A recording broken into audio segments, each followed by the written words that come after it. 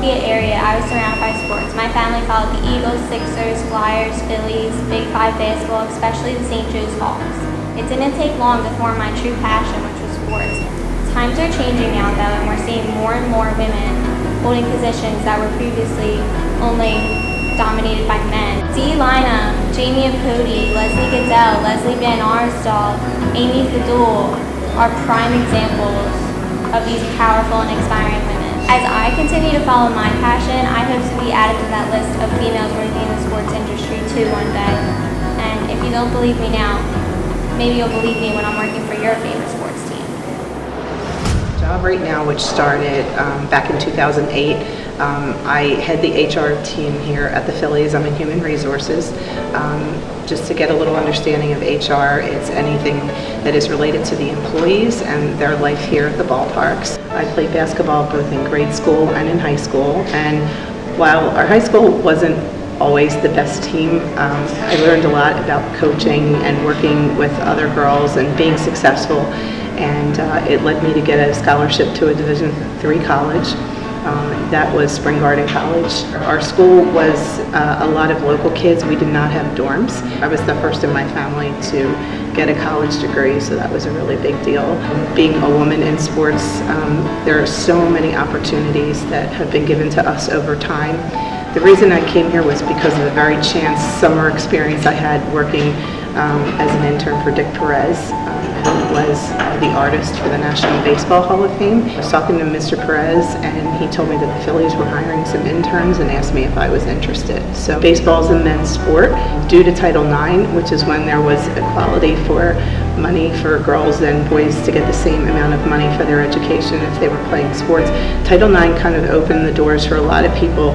When I started here, we were only making $5 an hour. At least it was an opportunity to be successful. I think too, working with incredible women from the moment that I came to the Phillies, there was an environment and a culture here that was very nurturing. Everyone tells you to follow your dreams. I think it's important to identify things that you're good at and things that you like, because most importantly, you really have to get an education. That doesn't always have to mean going to school, because people do a lot of different things that are just additional training after high school. Whatever it is inside of you that you really think you're good at, try to then take that to the next level to get additional education for that thing.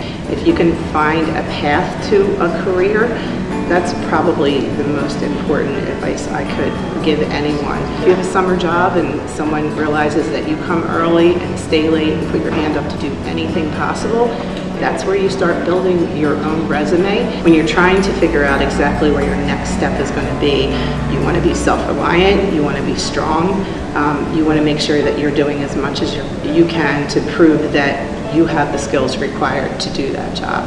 My favorite memory is most definitely the picture of the parade that you see behind us, and the fact that every employee got to ride on a float down Broad Street when we won the World Series in 2008.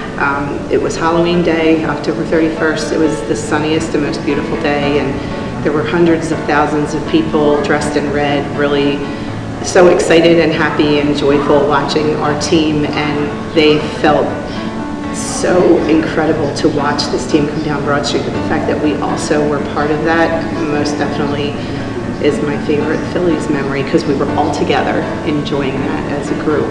One of the things that I try to tell students all the time is, in identifying things that they might want to do, make sure during college that your internships are really meaningful during the summer.